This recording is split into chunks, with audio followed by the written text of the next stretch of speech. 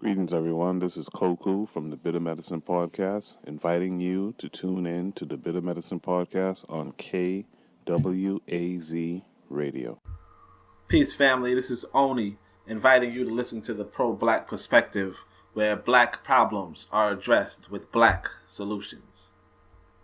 Greetings, fam. Tune in to The Learning Curve with me, the revolutionary matron on KWAZ Radio.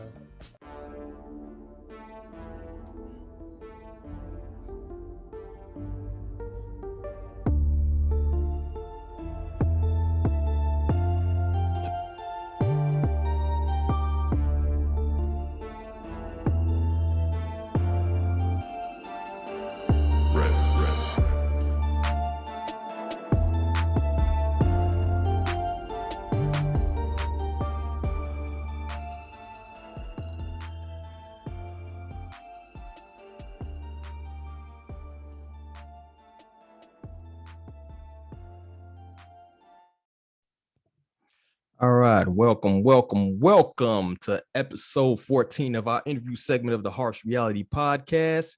And in this segment, we're looking to bring on professionals, influencers, scholars, and any knowledgeable or interesting individuals to tell their own story and also hear their unique take on the news of the day. And personally, I think it's more beneficial and insightful for the listener to hear a person's perspective rather than the traditional question and answer format. So we're going to keep it real loose here.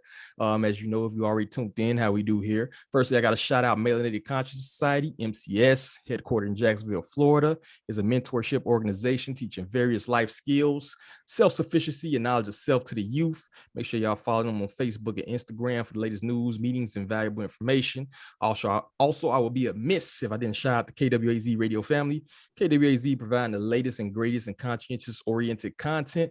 Make sure y'all follow them on all forms of social media, as well as subscribe to the Bitter Medicine Podcast, hosted by Koku, the Pro-Black Perspective, hosted by Oni Tase, and the Learning Curve, hosted by the Revolutionary Matron. And lastly, but not least, we are on Patreon, so please donate. And of course, all proceeds go to upgrading the show. We're providing the best content we can. And if you're looking to, drop a message, give us some feedback on the show, maybe suggest a guest, make sure y'all hit us up at the Harsh Reality Pod at gmail.com. Now, without further ado, let's get to our esteemed guest for this interview segment. My guest today is a podcaster, firearms enthusiast, and Second Amendment advocate, and all-around righteous brother. And I am proud to present the host of Costly Conversations, the one and only Armed Atlas. Peace, brother. What's going on with you? What's going on, brother? I'm glad to be here, man. Thank you so much for having me on. Oh, man, thank you for taking my invite. I've been following you on Twitter, man, which you should have like quadruple the followers you have because you be dropping some jewels every once in a while. I definitely check out your podcast too. Like I said, I was even some of the guests you got on there, like got Larry Sharp, yo, this brother got Larry Sharp, man. So I was like, yo, I'm still trying to pull out some of them guests like that. So like the first part, I just wanted to thank you for being on, of course. And once again, just anybody that may not have heard of you, may not know about your platform, whatever, and just kind of get some background information. What got you interested in the firearms, interested in podcasting? Because this game ain't for the weak. No, it's not. No, it's not. Yeah, definitely not. And whatever goals you got. So what you got, bro? Man, I appreciate, once again, thank you so much for having me on. Thank you so much to the network that supports you. And of course, you Patreon supporters. God knows that those people are really doing a lot of the heavy lifting to make sure that people like you and I, have a chance to upgrade and do things to really, reach new audiences and, help educate people in some way or another. So just a little bit about myself. Go by Armed Atlas online. Got into firearms a few years ago. Actually had a crazy little situation where I was at my apartment late one night. Two guys roll up on the place and they're looking for somebody. Kind of gets a little tense. Not to get into too much details, but me and my roommate, we felt kind of helpless, like, truth be told, even though, we're big enough dudes, but we thought dude might have had a weapon, and it just was kind of a tense situation. I thought, man, I'm really out here in my own place of dwelling, kind of sort of helpless. And I don't ever want to feel that again. I was getting close to getting married. I was engaged and eventually did get married. And I was like, man, I can't be a married dude taking care of my wife, the protector of my home in a sense, and without any real means of protecting myself other than a kitchen knife or a shoe or something like that. That's just not Hey, going to work. Chicago, you call it being naked. You out here naked, man. Yeah, for real, man. And that's just not going to work, especially just you look outside and you see what happens. I was into firearms long before the pandemic, so I'm not one of those, man. Trump was in office, these things. No. That's not my situation, and no shade to people who that is their situation. And I think whatever your reason is for getting into firearms, fantastic. Let's make sure we get you some sort of education, some sort of training, and an understanding of the responsibilities, and we can go from there. Definitely. So what made you start the platform, bro? So the platform, that's a great question. Yeah. So I moved down to Texas. I was in Virginia for a few years, and I moved down to Texas, and I found a Black gun club, which I'd never been part of any Black organization before. And I said, man, I really love what these guys are doing. I'd always wanted to have a podcast to share my thoughts and my feelings on certain stuff. Cause, I think deep down, I felt maybe unheard on certain things. And I felt, man, this is a great opportunity to really share out there with the world. My views and my thoughts on certain things. Maybe it's interesting to somebody, maybe not. So, but I eventually got involved with a Black gun club called the Henry Johnson Gun Club out of Dallas, Texas. And believe it or not, actually, not so much longer after joining and really getting involved with those guys, I was mountain biking. Why was I mountain biking? I don't know. And I tore my ACL up, and I was like, man, I can't get out there with the guys anymore. What's going on? I can't really, enjoy my time with these guys out there talking, shooting, training, and things like that. Let's maybe get a podcast and bring some of these people that I'm meeting from this new Black gun community on the show, talk to them about it. And I feel like, man, before finding out that there were Black people into guns, I had no idea. And I really wanted to share that with the world. And not just that, really anything that I felt was beneficial to a person, whether that's, taking a second look at your politics, taking a second look at your finances, your self-defense, your situational awareness, things like that. That's important to me. And so I've tried to talk about the Second Amendment and really advocate for it, but also try to open up people's minds a little bit to what else is out there, what else they maybe should be taking a second look at. Definitely. That's one thing I preach too, is that it's great that we have the Second Amendment, right? It's great to advocate for that. But at the same time, it's like the Second Amendment is nothing without actually being able to utilize that Second Amendment, actually being trained in a firearm, right? Actually being able to protect yourself. It doesn't matter how many laws you got on the book if you're not utilizing the firearm. And I just don't mean just out here randomly shooting. I'm talking about actually training, actually being able to safely handle a firearm and teach your kids and everything else. So I think that's dope. That's why I done had a couple, I think we both had Rhonda on, who's dope. Shout out Rhonda. Oh yeah. Yeah. So it's like we have to, and I didn't really know anything about it too till I went to like the military, man. And then you start meeting brothers and sisters who like go to the range outside of just the training element, right? And they part of organizations and things like that. So that kind of what put me onto it too, you know what I'm saying? And like I said, I'm from Chicago, man, a kind of rough area. I lost a couple friends, you know what I'm saying, a couple homies to street violence.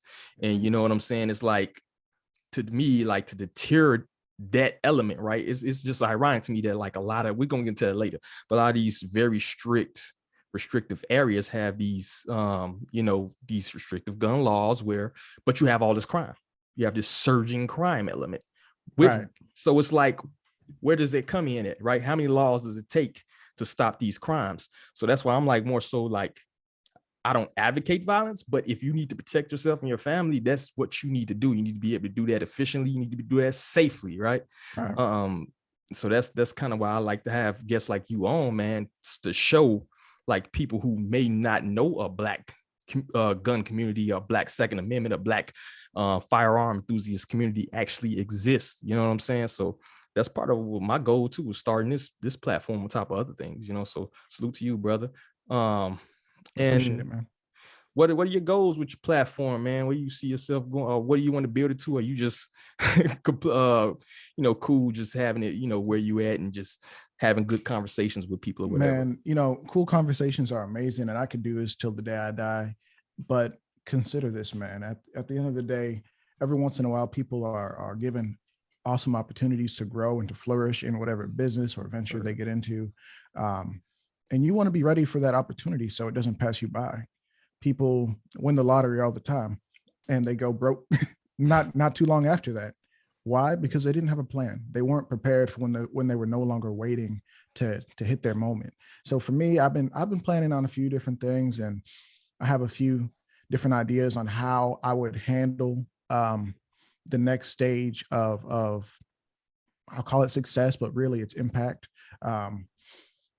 But I'll keep some of those close to the vest. But ultimately, I do want to grow out the YouTube channel to include the podcast, but also to continue to really show the awesome side of firearms and find a way to really help other people find their voice and to be able to use their voice effectively. Because there's a lot of guys out there like you and me who, without a little bit of help, they really couldn't do what you and I do, which isn't to throw shade, but it's to just highlight the reality that we got a lot of guys out there with something to say, but they don't really understand the technology behind it. Definitely. And speaking on that, just get to a couple of these topics. I know we had recently, I seen a news headline. They recently had the mayor of New York, Eric Adams, is it Adams? And he had recently had Joe Biden out there. And one of the things they've talked about is the surging crime in New York. Yep. I want to say you've had like 80% increase in shootings. It was something ridiculous like that. From the previous year. So they kind of in a roundabout way talked more firearm restrictions, was I don't know how you're going to restrict. Like you can't even say the word gun in New York. You might get a charge. Right. But so it was like they kind of in a roundabout way spoke about things like ghost guns. They spoke about illegal guns they called. But it seems like it's more of the same, particularly from, this certain part. And I hate to play partisan politics because I think both of them have their issues, big issues.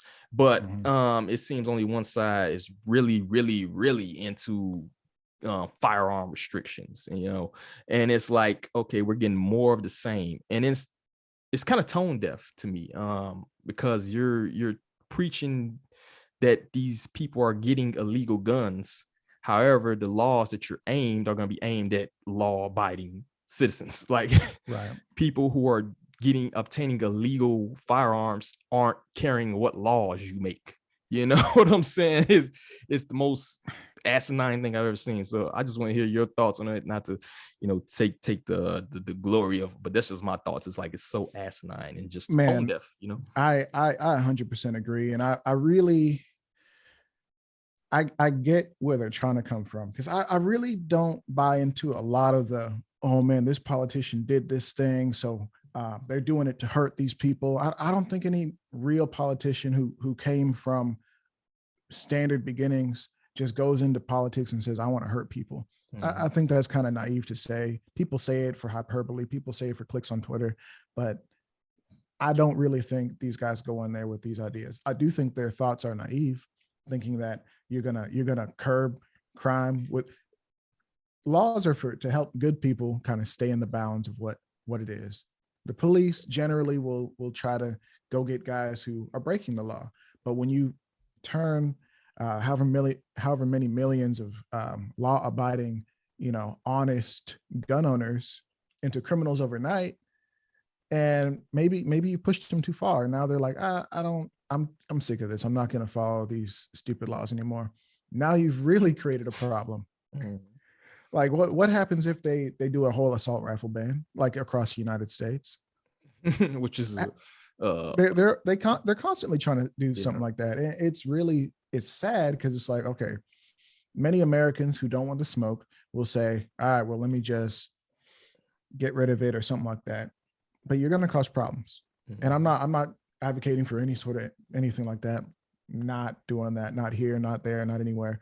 But I am saying that you're asking for a lot of issues. You're asking to really upset your voting bases. You're asking to create an issue where now you have criminals who have all the power and civilians who have no form of legitimate protection outside of certain things. Mm-hmm.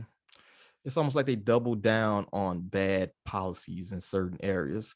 I recently moved to Florida some years back, right before everything hit. I'm not one of those like, oh, let me get out of here recent dudes, but shout out to them anyway. Like I would have got out of New York too, or wherever. I get it. But the thing is, they're like doubling down on bad policies. It's like you see people do not want this pot to the point where you're seeing shifts. Right, you're seeing shifts in population so deep that it's changing the makeup of Congress. Like Florida, I think added a congressman. I want to say Texas also added some representatives. So you're seeing a shift in population, right? And that's telling you. I want to say, because I'm from Chicago once again, Illinois has lost population like every year since like 1920 or 30, if I'm not mistaken. It's like nobody moves to Illinois despite having this great city in Chicago, and everybody loves Chicago. I want to get some deep dish pizza. I want to see the Bulls play, but it's like, all right, I'm out after that. Because of your policies and your politics, right? And like I said, not to get too partisan, because I think it's issues in every state and with every party, but isn't, like I said, it's only one party to me that seems to double down on policies that are unpopular. I will say this, that as much as, and I'm also with you, we got to be careful not to play these ultra partisan politics, because at the end of the day, who is actually for us? When bad stuff happens, who benefits? All the people in charge continue to benefit. All their friends continue to grow. Pfizer and all these. Let me not go too far. We're gonna edit that out. We're gonna edit. A lot of these bigger companies become very, very rich, and the rest of America continues to become poor. So at the end of the day, who's really in charge? They're both in charge, and they can make their friends rich and they can make us poor. That said, they do continue to double down on bad policy. Oh man, let's do all sorts of programs for this, programs for that, things that just don't really work. Let's make the gun laws even stricter. Let's do magazine capacity bans. How? Okay, so you're making catch-all laws, because that's what it is. It's a law to catch the good guys and the bad guys, and maybe we'll let the good guys go if they're not really causing problems, maybe. But at the end of the day, it creates revenue. It creates revenue for the prison system. It creates revenue for, if there's an incentive program. I don't imagine every state has one, but I know that some may, in some way, in some fashion. Fact check me. That said, it's bad policy continue to be doubled down, and who benefits and who gets hurt. Mm-hmm. Even speaking from the other side of that point, like whenever they even mention a gun control or a restriction or a new law, whose stocks shoot up, you see ammo is off the shelves, right? You see guns are being bought at record numbers. You've had this past year, but you had a record number of new firearm owners, right? So it's like at the same time, it's almost like both sides do benefit from. They do. Yeah. So it's like so that's why I don't get too partisan into it, because I think it's honestly a game. And a lot of these times you see like with the inflated defense budget, right? You see both sides voting for these terrible budgets every year, right? They all of a sudden come to a compromise. They may have one issue within that budget where they pretend to be, a part or care about, but at the end of the day, they still approve in all these policies, all these budgets. Yeah, trillion.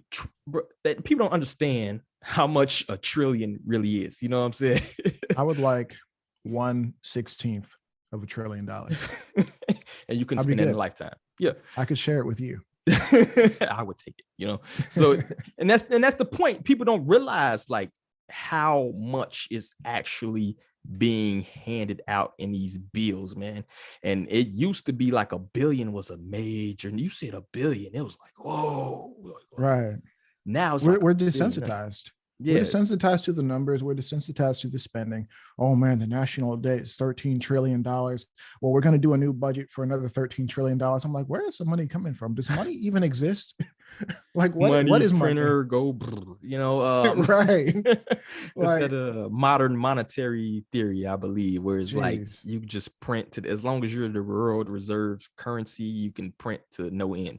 But we've Yeah. seen that that's not the case as we see the inflation increase this past year. I want to say energy's up 13 to 15%. We're paying more for gasoline. I'm not even gonna get started. I was just in the deli aisle the other day and I almost slipped my wrist, man. No. It's like it's like that much for oxtail. I might become vegan. That's what they want. That's what they want. They want you to eat the impossible burgers. We not have that.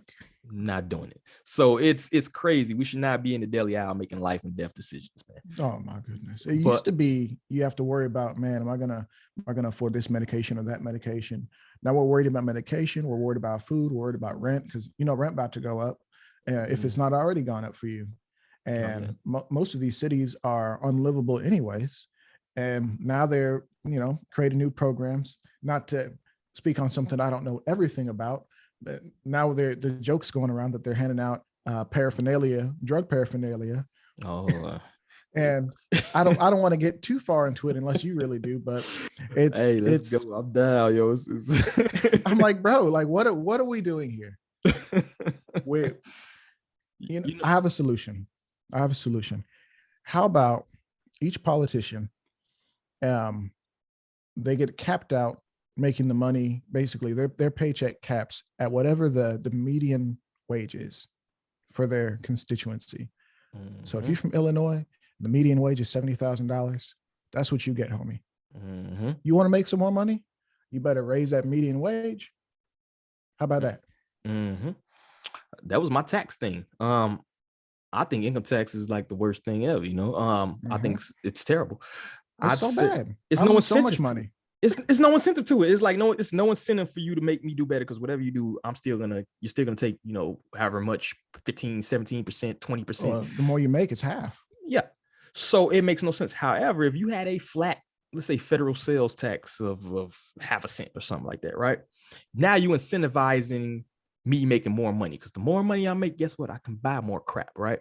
Now you're making more money. Now you're incentivizing the government to actually maybe do something that can put some money in your pocket so they can make more money, right? The income tax is a joke to me, it's such, man, that's why I love living in Texas, man, where it's no state income tax. Word. I think y'all have something similar down where you're from. Yeah, shout out to Florida and Texas, yo. I think there's another state too. But Delaware is pretty good about their taxes as well in regards to their sales tax. Great place to buy guns. But word. And it is wild to see these politicians just running wild, whether it's the left or the right. I don't care where you're from. If you don't basically have the people actually first in your mind and in your words and your deeds, because everybody says, man, I'm doing this for my constituency and all this stupid crap. I'm like, bro, that policy you signed off on, it don't look so good for me. Exactly. Y'all voting for y'all got politicians out here talking about the AR-15 shoots a 50 caliber bullet. For those of your people who may not know, it does not shoot a 50 caliber bullet. It shoots 5.56. You could try. I mean, you could try to give it a see how that works out for you. It's just not going to work. I promise. Nah. Don't even waste your time. And talking about, this is it's as heavy as 10 boxes, just trying to scare people. And that's my biggest issue with politicians, whether you're from the left or the right, is you do everything in your power to scare people into voting for you, instead of having platforms that are actually based off the merit of your principles and your actions. I would say it's even worse. I agree with you wholeheartedly, but it's like catchphrase politics is what I call it. They invent a phrase, they invent a catchphrase, and then they just run with it. It's almost like back in the day, you had those commercials, it's like ba-da-ba-ba-ba, I'm loving it. That's your new, where's the beef? Your Guerrero Taco Bell. That's what your politics are now. Get your booty to the polls. You ain't black if you don't vote for me, right? Oh my goodness. What's the other one? I'm trying to think of something from the other side, because I want to be fair with my criticism, because they both do it. Yeah, it's bad. I mean, if all you got to do is watch Fox for like 15 minutes at 9 o'clock, 8 or 9 o'clock, and you're going to see some wild stuff talking about CRT and all sorts of stuff. Oh yeah, that's new. Which I have my issues with certain things, but at the end of the day, you can't literally spend 3 weeks talking about the same thing, getting all of America hyped up because you don't know how to read a book and process information properly. And maybe you like CRT and things like that, or maybe you don't, but I don't actually care. No. Teach your kids stuff at home, man. Yeah. I'm not saying you got to homeschool, but invest in your children's lives, and you don't have to worry about them going astray in regards to feeling this way or that way about certain things. Invest in your kids' life, and teach them the truth.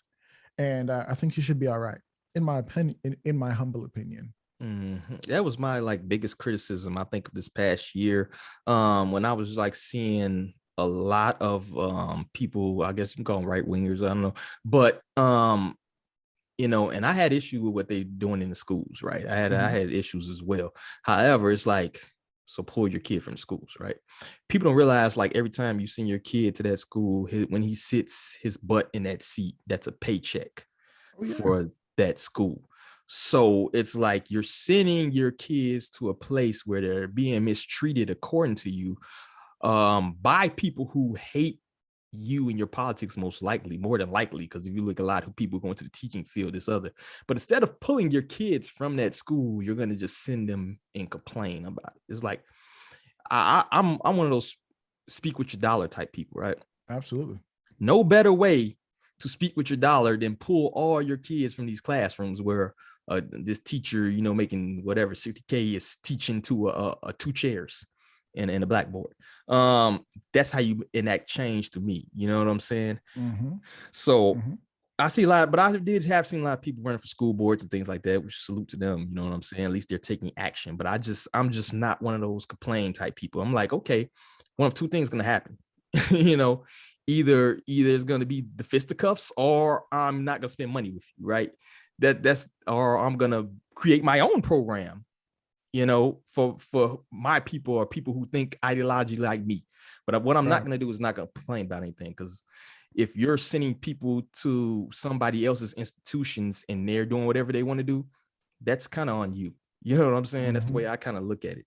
You know, some people may disagree with me, but that's the way I feel. It's like, I'm going to either enact action or I'm not going to complain. Like, I can't do both. You know what I'm saying? I'm not going to spend money with you while I'm complaining. You know, it reminds me of like the adage, like, you ever date, like, everybody dated probably a woman or something, when you're in the drive-through line, she's cussing the guy out before you even get your food in the drive-through. It's like, oh my God, I'm about to get the special sauce, right?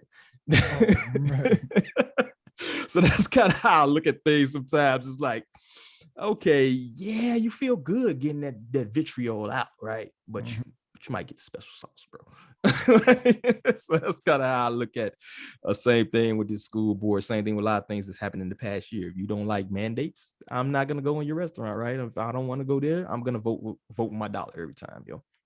Right. And there is, I will say this, there is the old adage, the squeaky wheel gets the grease. And if you want to show up to a few school board meetings and really voice your opinion, or have your voice in numbers, definitely, you can get stuff done. You can. It's been shown to be that way. Companies want to do things. They want to raise their prices. They want to do all sorts of stuff. If you go off enough and just say, we're just not going to buy your stuff, and you say it out loud, you don't wait till the last minute, then, you know, you should in theory get what you want. That said, you do have to also be prepared to follow through with the, you know, courage of your convictions, and actually move over to a different platform, move over to a different service. I mean, I complain about YouTube all the time. Oh, don't get me started. Videos XYZ, but at the end of the day, they do have the most sophisticated search algorithm besides Google. And guess what? You get basically preference in the Google algorithm as well, and they're both owned by the same people. So kind of have to use them. But you know, if we all decide to switch, we can really make some change. We can say, hey, you know, we're all switching. Yeah. You can't keep living the same way, man. Like, it's not going to work. It's like MySpace. Like, MySpace was the biggest thing since sliced bread, right? Now it's not. Mm-hmm. So it's not. Companies go away. Companies go away. And I think we're so used to the same thing over and over. We're so used to Facebook being there. Even if you don't use it, you're used to Facebook. That's why everybody freaked out when they changed their name to Meta. It's like, no, that's Facebook. The companies go away all the time. All the time. And it's almost like a just going to the technology realm, man. It's almost like a monopoly, man. I'm still amazed if you know anything about technology and what is it, like a billion something users on YouTube. If you imagine like the server space it would take to house all of these videos and all of these users, it's almost like a monopoly, because nobody else, a lot of these companies, salute to a lot of these companies trying to do their thing on the side. You know, you got the BitChutes of the world and, you know, the Rockfins and things like that. But it's just like looking at the amount of capital you have to invest to even come close to matching like a YouTube, man. It's ridiculous. Just the logistics of it. A lot of people don't realize that it's more than just you uploading a video. That's space, right? That's that's a hard drive space for every video. Every time physical device. Yes, and it takes a lot of money. So it's almost, and that's why guys like you and me rely on people to really help out. Because shoot, one of these solid state drives, I'm not going to unplug it right now. $200 for a little solid state drive this small.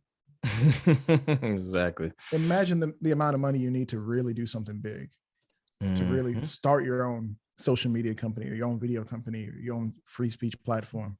Imagine. So I think people get used to spending their money with these big dogs and don't think bigger, can't see beyond their limited vision sometimes. And I'm not trying to call anybody short-sighted, but the fact is we all kind of sometimes don't see the next evolution of a person. We don't see, oh man, D-Web's about to go off. He's about to get 200,000 subscribers. Let me make sure I'm on this train and I'm helping him out early. Let me make sure that he knows that I helped him out early. Maybe you could, you know, at least at the end of the day, know that you were there first. You believed in this man first. Yeah, that's kind of my philosophy, man. That's why I have conversations. Like, I really don't care about anybody's like follower count. I don't care how many subscribers you got. If I recognize like the talent and you got something to say, I like try to hop on that ride. I still can. Like, I try to get people in who, because once you get to a certain extent, man, certain people, price goes up, man. Yeah, the price goes up, man. Like, if they got 20,000 followers now and you're one of many, or 30,000 or 40,000 or 50,000, you're one of the voice in the win now, it's over with, right? So a lot of times, man, if I see somebody who's like coming up and coming and they got like dope content, or they got a dope platform, or even to just make dope tweets, man, I'd be like, man, let's have a conversation, bro. I don't care, you know, because I think to me that's more valuable than just hearing the same thing. That's one of my things. I'm really into like the podcast. I'm more so listen to like maybe the conspiracy and political realms, but you see the same guest on every platform, man. And shout out to those guests. They dope guests, right? But it's like, who's next, right? Who's next? Who's up and coming? Where are some of the, and I like to see the youth too, man. A lot of these young people out here are doing dope things out here, man, like way more advanced than I was at 19, 20, 21, you know, not to date myself, but and they already way ahead. And I was at that age when I'm trying to get in the club and you know, drinking and party with girls, right? They already see a lot of the things. Bro. Yeah, they hustling. They way more tech savvy than I was. And everything, know more about the world. So it's like when I see that, it's like, yo, I want to, if I can, even if with my small platform, if I can boost you up a little bit or even give you that confidence to speak, man, I'm going to do that because I want to see you succeed. I really don't care if I make it or not. I just want to see you, you know what I mean? Because I can recognize that talent. Maybe that's the flaw in me, but it's like, I want to see people win, man. I'm not impact over fame. Yeah, definitely, bro. And that's somebody I really like, and somebody may or may not agree with her politics, especially kind of where she came from. She was more partisan at one point. Olivia Rondo, you familiar? Oh yeah. I had a conversation with probably before she blew. I think it was something random too. She said about like a show that we can get some streaming services. I'm like, oh yo, hit this up like beforehand. Then all of a sudden I'm like seeing her on Tim Pool and seeing I'm like, yo, so run with it. Actually, it's not out yet, but I just recorded with her like 2 weeks ago, man. And it's crazy because when I recorded with her, she hadn't turned 21 yet. And she's out here writing for big time people, writing, making moves. She knows people that I don't even like. But she's like friendly with a lot of these big wigs, rubbing shoulders with all these people. Yeah, and it's like, man, it is crazy. Girl, you are 20 years old. Now she's 21. You are 21 years old now. And you're out here making moves and doing stuff. It's kind of too late for me to make that move at 20. I'm not that old anymore. But how can I make it so my children are positioned to be able to make moves like that when they turn 20, or their children? Because at the end of the day, if you can't impart knowledge and the information that you gain today and tomorrow to your kids and your grandkids, like, man, what are you doing? You're not helping the situation. We complain a lot, being a Black man and being in the Black community. We complain a lot about our opportunities, this and this and that. But what are you doing for your kids today, tomorrow? I'm gonna stop there. I'll let you talk. That's dope, bro. That's dope. Like, you could have kept going. And it's like King Randall too, man. I know you're familiar. Oh yeah, I don't know him personally, but he's a dope cat, man. Yeah, I don't know him personally either, but I just watching the work from afar, man. I won't say what the cat. I think he just turned 22 or something, man. How, bro? How are you out here making these moves, man? How? Teach me the way, brother. Like, I'm down. I will sit down and I will learn. Yeah, exactly, man. You can't even harp on the age, man, because you're doing way more work than a lot of like 40, 50-year-olds I've seen out here. Like, this dude taking kids out like halfway houses, man. Young men and letting them meet governors, dude. And that's dope at 22, bro. I'm amazed by what a lot of these people doing. Yeah, it's very inspiring, because I hate to get black pilled sometimes, man, but it's hard in this environment not to feel down a little bit, particularly when you seeing Gorilla Glue is trending, or Tide Pod eating is trending or something. I mean, you get to that point where it's like, oh my, we have no hope. But then you see people like Olivia, you see people like a King Randall, you see different people out here doing their thing. I got Ken Hotep on right before, and he's blowing up right now, and that was a dope interview too. You know what I'm saying? It's like, yeah. When you see these people talk and you see the message they're putting out or whatever, it helps, man. Particularly nowadays, it greatly helps, man. So salute to those people. But I don't want to get too much off, because I ain't gonna keep you too long, bro. I know you. Oh man, as long as you want to go, man. Yeah, we got a couple more topics we gonna hit on. For sure. The increase in crime in major cities, I think we kind of hit on that one. Let's go to the next one. The right wingers' infatuation with authority. Is it kind of counteracted to the freedom in the Second Amendment initiatives? Absolutely. Yeah, going into that. One thing, and the New York thing, right? We had recently some shootings, and I would never downplay it, because I don't believe only thing that begot murder is murder, right?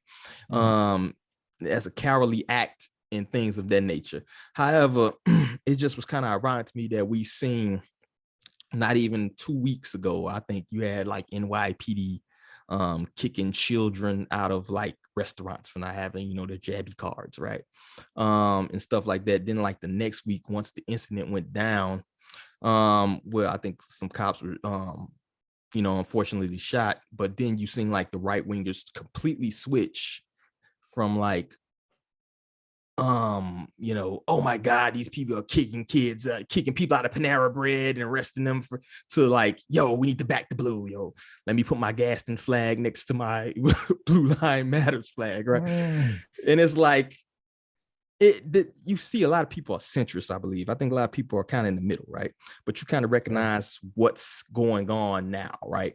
And when we talk about the Second Amendment and what's going on, I think people fail to realize that if it were like a ban on rifles, which I'm not saying it would happen or whatever, but if it were a ban on rifles, if it were a ban on firearms, Sleepy Joe and Cop Mala ain't coming to take your weapons, right? It's gonna be the old boys in blue who's gonna be kicking in the doors. So it's like, you kind of gotta have this discernment that, this ain't Andy Griffin you're talking about. You're talking about the NYPD. You're talking about an organization that, I want to say, what was the guy? They stuck a plunger up bust a dude's anus before, the Amadou Diallo shot 80 something times, to the point he had bullet holes in the bottom of his feet.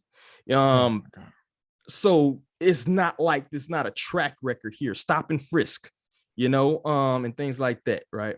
So it's like, we're not dealing with Andy Griffin here, yo. This is the NYPD. So I get mourn for these people's family, because nobody should have to die, for any reason other than, murder yourself. You know what I'm saying? So that's very tragic to me, and I would never downplay anybody's death. But you have to be consistent in your politics. Say your mournings, but we still need work to do in terms of reforming this organization or whatever. Right. And I think not to cut you off, but I was about to pass it to you anyway, bro. I appreciate it. Two things can be true at one time, as old Shannon Sharp says. Two things can be true at once. You can have a strong affinity towards, I guess, the law and order type of situation, in the sense that that's just how you were raised. And also begin to recognize that at the end of the day, as certain authoritarian policies and certain policies that are antithetical to your movement and to your beliefs and to the things that help you and your communities take and run, the people who would interrupt that are actually the same people that you're supporting. So it sucks, because you have a strong love towards these people because generally they come from your community, and also recognize that they will be used as a pawn in the game eventually. And you can't hate those people for what they're about to do. Even Jesus said, forgive them, for they don't even know what they're doing. Mm-hmm. So at the end of the day, I mean, I get it. Some people are always going to be a little bit bootlickish, and maybe a lot of bit. Yeah, coin that term. You better put that on the T. Bootlickish. Right. But I mean, I feel sorry for them. I really do. I really, really do. Because I'm like, man, you cannot be in love with the police as much as you are. Like, you wear the shirt, you wear the socks. Like, bro, you got the bumper sticker. I'm like, that's for clout, right? That's so when you get pulled over, like nothing bad happens, because you're like, oh, one of us. Mm-hmm. Hold on, just go ahead, man. Here we go. But man, it's hard to watch, because as somebody who's much more in the center and can observe the two sides doing their work, we recognize that the police, who have a terrible track record, we all know it. We all know it. It's way before George Floyd. Like, we've been watching this thing since before the 90s, since before the 60s, since the beginning of the police in some sense. And I know I can get a little bit of hate for saying that. I don't apologize. That said, the police can also do some really good stuff. Like, we've seen stories about police running into literal gunfire to make sure that people are good, to stop bad situations. Like, without the police, we would kind of be in a weird spot. And unless you can give me a great alternative, unless you can say like, oh yeah, all the police will be private citizens, but then it's like, well, I know there's issues with that too. Exactly. I know there's no good answer, but I think that people do need to recognize the issues, acknowledge the issues, try to work to avoid the big problems. Try to work to avoid hurting people that don't need to be hurt. Definitely. It's a nuanced problem too. Like, it's not something that's just simple, right? A lot of things we talk about, a lot of these outlets, a lot of different people who I kind of refer to as grifters, man, they try to make things white and black, right?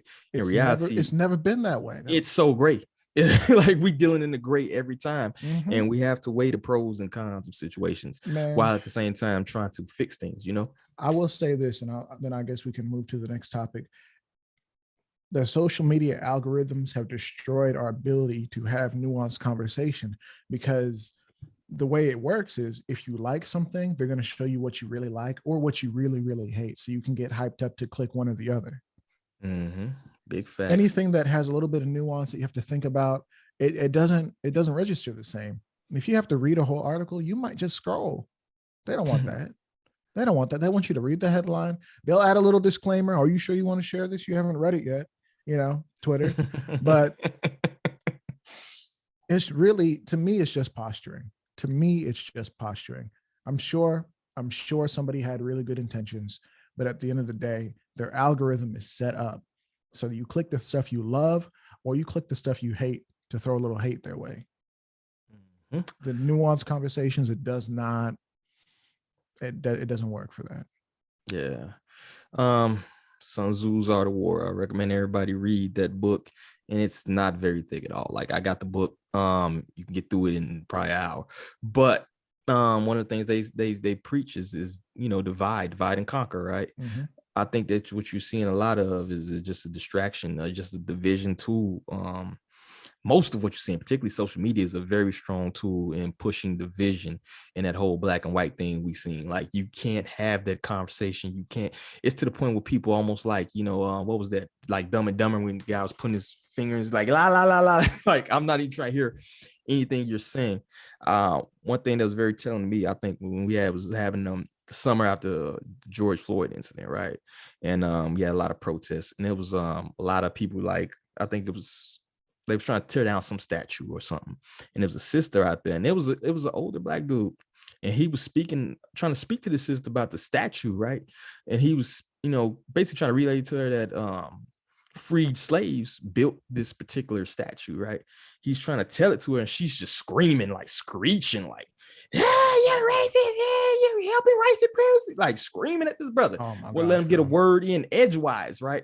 And to me, that was like the perfect catechism of like Twitter and Facebook and everything. It's like you're trying to have these conversations, and it's people like me, it's people like you who can have these conversations without being like emotional, without going to some deep, me versus you type deal, and we can Right. dissect it. But even the way they structure certain social medias, they don't want that, right? The character limits, right? The and things showing you more of your echo chamber and things like that. Oh yeah. So it's pushed. It's like a planned detonation, man, to me, looking at social media.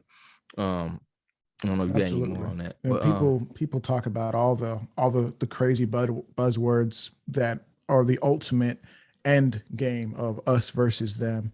And it's like, well, what are you doing? If you really believe this is going to happen, what are you doing to stop it? Or what are you doing to help people to recognize each other? Or at the end of the day, do you make money? Do you benefit greatly off of the clicks?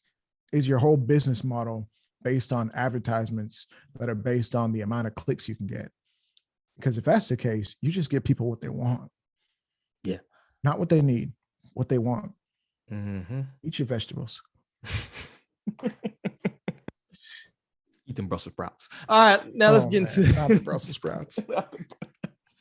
It's the last time I'm here with, man, and I don't even know I want to get into this, but I'm gonna hit on a little bit because I've seen we gonna talk about Joe Rogan. What? Oh hell no, I'm not touching that thing. But that's not nuclear, bro. It's nuclear. But this is also nuclear too. Oh no, the great reparations debate, man. I seen you hit it on. Oh man, that's nothing, man. Oh, that's nothing to you. No, I like that. I like that conversation. I understand people are gonna get in their feelings about it. Mm-hmm. But I've, growing up, we didn't really talk about that in my house. We heard about it. We talked about it a little bit, but not really. Kind of more recently, I've been having these conversations. It's been intriguing to me. You know what kind of, and I hate it. I shouldn't have never scrolled social media before I came and did this interview, bro. Because I'm sitting here, and I'm trying to, do some research into some of the topics, so I can, I hate to be, uninformed. So it's like, all right, let me just scroll and see if anything else is trending. Maybe I can switch up some topics we're going to talk about and stuff like that. And then up on my timeline pops Mr. Jim Jones, in the middle of the Gucci store, talking about how he's spending 30Ks in VIP. He didn't get any champagne. He didn't need any sparkling water. And he needs to see the manager. And they sent the token black guy out there to try to calm him down. And he, I'm spending 30K in here. Where's my champagne? And and I'm just like, and this hits with the reparation debate, right? I seen two polls that I think UMass maybe conducted one and somebody else conducted one. The name's escaping me right now. But between those two polls, when they polled a large number of people, I think it was like one of them was like 2,000 to 3,000 people, another one was a few thousand people. it was upwards from 66% to like almost 3/4 were against cash reparations payments for Black Americans. And then I contrasted this with what I just seen Jim Jones complaining about spending $30K in Gucci and not getting champagne. And I'm like, and you wonder why 3/4 of Americans, that's not the only reason. Don't get me wrong. That's not. But just in a nutshell, right? Just in a microcosm of looking at this problem, the flossy lifestyle, and we know the vast majority of Black people are not living this lifestyle, right? Nope. But when you thinking of Jordans, when you thinking of Gucci, right? When you thinking of these different designer brands, who comes to mind, right? When you seeing people standing on the couch in the club, throwing singles, the strip club culture, right? Who comes to mind? Get the booty to the pose. There was a reason that ad was created, right? When you look at these different lifestyles, this is what your portrayal in media, right? And now you're asking, 94% of the population to pay payments to maybe 6% of the population when your whole media portrayal is this lifestyle, which is part of the problem. That's just what hit me from this. And I have other things I can go into, but I'm gonna throw it to you, man. What you think about the great Reparation? A lot of people have a problem with even Black people saying maybe cash reparations isn't the way to go. A lot of people have a problem with it. They're like, nah, we need this money. We need it now. Do you know what we went through? Not me, but we. And then as an end result, we need this money and we need it today. And in a sense, I understand. I feel where you're coming from. I'm not mad at it. I'm really not. I get it. But at the end of the day, I mentioned the lottery. If you don't have a plan for that money, it's going to be gone tomorrow. Before tomorrow, it's going to hit your pocket and go straight through like a Frito pie from Buc-ee's. Like it's not going to last. Why? Statistics. I mean, the numbers aren't lying to you. There's some great number. It's exceptionally terrible. People who win the lottery, they lose that money within not that many years because they buy this, they buy that. They can't manage that. They can't support the lifestyle. I mean, how much money are we supposed to get for reparations? Cash. What are you talking about? $10,000 for every American, every Black American? We're talking about 50. That's another problem with it. It's not a number on it, bro. It's not, and it wouldn't change anything. But no, that's not the problem. The problem isn't the end result. The problem is do your part, create some sort of reparation because bad stuff happened, and to say you're sorry is to actually say you're sorry. You can't say to your wife or your lady or whoever, well, you ain't going to accept my apology anyway, so I'm just not going to say sorry. No, you need to say sorry, bro. Suck it up. Be a man. I know people will be offended at that. Be a man.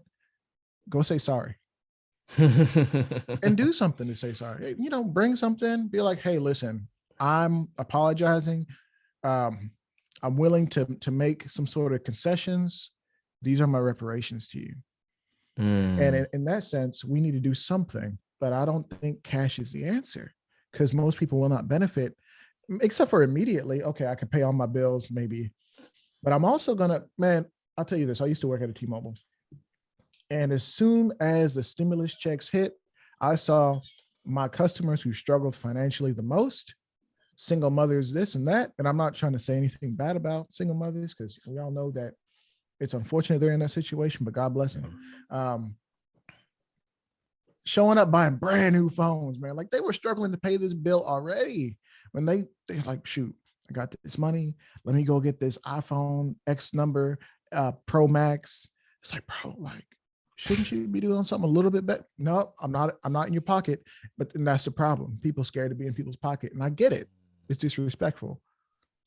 But how about you just not burden people with that much money? And maybe I'm getting this from Larry Sharp because I was really inspired by his reparation plan and if y'all really want to hear his whole thing, go look it up. It's a good plan, in my opinion. But to create tax incentives to really boost the Black economy, because the Black economy is weak. I will say it twice. The Black economy is weak as hell. Excuse my French. And it's not getting any better. I mean, we have this, we have that, but it seems like all the money is at the very tippy top. People who are like balling out of control, and then we got a lot of people barely making the median income, barely out of poverty, and way too many people in desperate poverty. Way too many Black men in jail with no chance of getting any sort of real job when they get out, unless they create their own job. And, you know, business is kind of hard to start if nobody will give you a chance.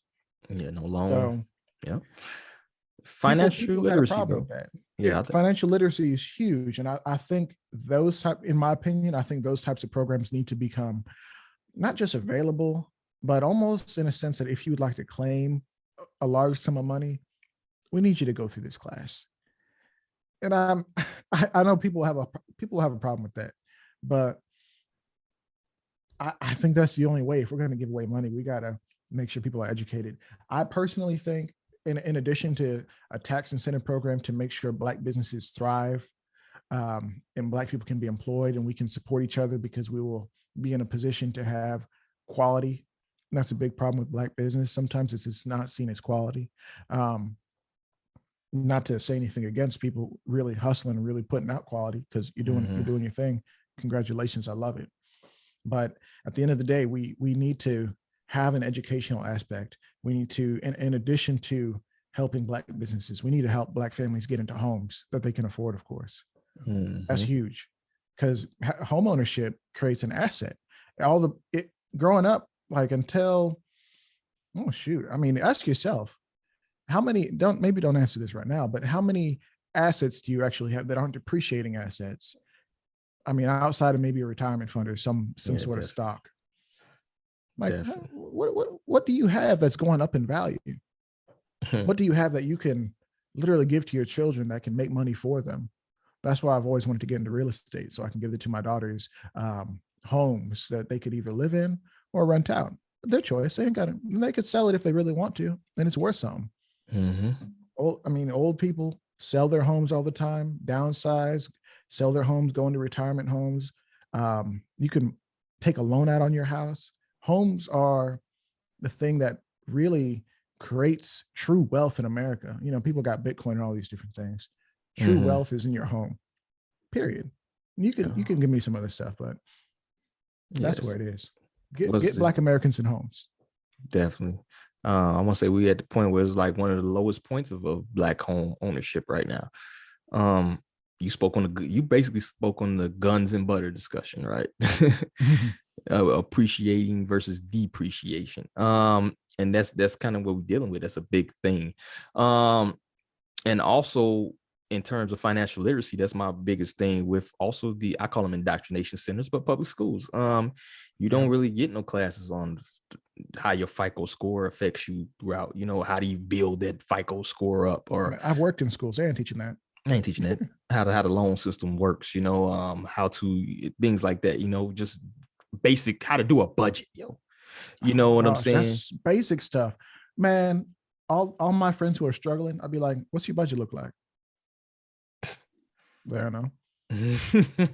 What's a budget? You know, I got, you know, we split, you know, my girl, she pays half of the rent, this and that. It was like, what's your budget look like? I ask you all that. Exactly. They have no budget. They pay the bills, and then whatever left over, they just kind of, you know, hodgepodge with it, man. They got a little extra money, they're gonna burn it. People be like, man, I can't afford it right now. I'm gonna hit you next week. Bro, like, if you can't afford it now and you're gonna hit me next week, you probably couldn't afford it. It tells me you didn't have a budget. Now, I'm not trying to say people who are living paycheck to paycheck, and that's most of us here in America are living kind of tight. But it's just certain things in language tell me that you don't have a budget. Yep. Never heard of it, yo. I didn't realize it till I had to be in my mid-20s, dude. And I'm sitting in a desert. People don't realize, like, when you're in the military on these deployments, man, it's a lot of downtime on some of these places, right? Oh yeah, it's like it's 0 to 1,000. Like, either you're like getting shot at or you're sitting somewhere like bored as hell. By the So, way, thank you for your service, man. oh man, I appreciate it. no problem. I did it for the money. But anyway, the it. benefits. But anyway, when you downtown, you do a lot of reading, bro. So that's why I was getting into 48 Laws of Power, right? And then I was getting into like investing books because I figured I might as well read something I can use, right? I'm one of the people that hate to read fiction. I'm not a fiction guy. It's like I can watch a movie or whatever. If I'm gonna read, I'm gonna read something that's gonna enrich me. And one of the books I picked up was like Dave Ramsey's Guide to Money, right? Just got it in clearance bin. Man, that thing like changed my life, dude. I started doing Excel spreadsheet now, and then you can have issues with Dave Ramsey. I think he recently got to some heat about something he said, but as far as the advice he was giving, it was solid, dude. And to this day, I'm one of them dudes who got Excel spreadsheets and tracking every dollar as best I can. I fall off sometimes, I get that. Let me tell you something real quick. Hopefully people can understand this, and people lose their mind, bro. When somebody spits true knowledge that can benefit you and your community, whether it's a Black community or whatever community you claim to be from, whatever set you rep, like it don't even matter. If the person is spitting information that you can benefit from or that can help you, I don't care who they are. Exactly. They could be the Grand Wizard of the KKK. If they write, they write. Now, I don't agree with their politics. Maybe I wouldn't give them my money, but if somebody's right, somebody's right. And a lot of the time we're just like, well, what's the source on that? What's this and what's that? And you got to take certain people's words with grains of salt. You can't just take everything wholesale. I get that. But if somebody's right, somebody's right. And don't be like, well, that's a leftist talking point, or that's a talking point of those Republicans with the K, because they're from the Klan, that's something they would say. Are you or like when Kamala was like, now you're talking like a Republican, Charlemagne. Finger waving. Like, bro, like if you're right, you're right. Yeah, you're right. My homeboy Capper L, and I shout out MCS in the beginning, man. Like one thing he told me was, and he repeats this is almost one of his mantras is take what you need and discard the rest, man. You don't have to like somebody, you don't have to subscribe to the politics, you don't even have nothing, right? You can hate this person. However, if they're speaking the truth, they're speaking the truth, man. We need to get out of this idea that everybody has to line up with you ideology. They have to line up with everything you say or everything you think, right? No, take what you need, man. As far as like my social media, man, I'm definitely, pro-Black, man. I'm for my people and all this other stuff, but I have conversations with people who aren't Black. Like what I'm saying? I was afraid for a long time to do that, but I had to get out of that way of thinking, because I'm like, bro, like there are so many people who can benefit me and my community, whatever community you claim to rep. Exactly. It can benefit you. And you can't just be like, well, he don't align. Well, what's your mission, bro? What's your mission? Accomplish your mission. You're a military dude. The objective, like complete the objective by any means possible, by any means necessary. I just tell people, man, I was like, yo, when they harp on me about the military, like, oh, you went to the military, you must be one of those. Like, bro, who better to teach you how to do this? Like, who better if things hit the fan, who you think is going to be like at the front line center helping people in the community, and particularly in the Black community? It's going to be the Black vets, bro. You know what I'm saying? Dudes with skills. Exactly. But man, people get so mad about people's life choices and things like that. I mean, people feel the way that they feel about Black men who found love outside of the Black community, and that's a very sticky conversation. People get real offended real quick. Personally, I don't really care what you do, as long as you are being supportive of the Black community and not just throwing shade for the heck of it. Because we see people who do that, and it looks real bad, like you hate yourself or something. I'm not trying to say stuff, but you go from that to we have a lot of Black folks who are like, if here's the thing, a lot of Black dudes will date white women all the time, every day of their life, not get any heat for it. But you see a guy who is doing okay for himself, XYZ, gets married to a white woman, it's the end of the world. My wife is Black, by the way, very chocolate. So I'm disclaimer. For those of you who are wondering, well, no. I don't eat chocolate, but I love chocolate. You know what I mean? I feel you, bro. So I kept you for an hour, man. I ain't gonna keep you too much longer, brother. Bro, man, I'm here as long as you're here. Oh man, you good, bro. I gotta wake my black ass up. But That's right. So I'm gonna let you do your thing. But I definitely appreciate the conversation, man. We gotta do this again. Like, I got a couple topics now. You don't got my mind racing. That's why I'm like, man, bro, anytime you want to do this, hit me up. I'll try to find a place in my schedule where we can get together. It's fun talking to you. I like you, man. Definitely, bro. Definitely, I'll do this again. But I want to definitely get the last minute to you, man. Plug whatever you want to plug. You want to plug the pod. You want to plug any business ideas. I gotta let you shine, brother. So do your thing. Man, bro. First of all, want to show some honor to you, bro. What you're doing here, I think it's awesome. Thank you so much for having me on, dude.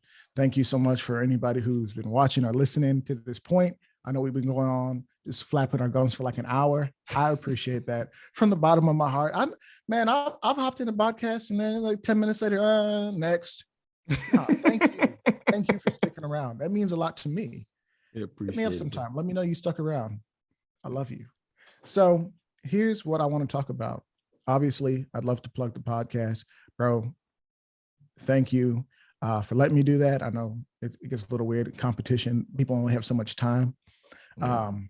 Podcast, Costly Conversations. I'm thinking of putting it on its own channel, but just look at my little link tree or whatever on my Instagram at armed_atlas and kind of see what my links are. See where you can tune in. It's on Spotify, Apple Podcasts, YouTube, all this stuff. We're there. The video's on Spotify, so hopefully you like it. We have Second Amendment conversations, but we also talk about a few other topics that may or may not offend you. So if you're easily offended, I'm sorry. I don't know why you're in this podcast because this one kind of gets crazy. Yeah. But hey, I have a good time. My guy D Webb, he has a good time, and we got to get you on the podcast. How about that, bro? How about that? Yeah, man. I'm free, man. Just let me know. I'm always down for the conversation, brother. Yeah, bro. Yeah, this has been dope, man. We gotta do it again. And like I said, I gotta thank you again. Make sure y'all check out Costly Conversations with my man Armed Atlas, bro. Salute to you, brother. Appreciate you, man. All right, we out. Take it easy. All right, peace. Peace. Greetings, everyone. This is Koku from the Bitter Medicine Podcast, inviting you to tune in to the Bitter Medicine Podcast on KWAZ Radio. Peace, family. This is Oni, inviting you to listen to the pro-black perspective, where black problems are addressed with black solutions. Greetings, fam. Tune in to The Learning Curve with me, the revolutionary matron on KWAZ Radio.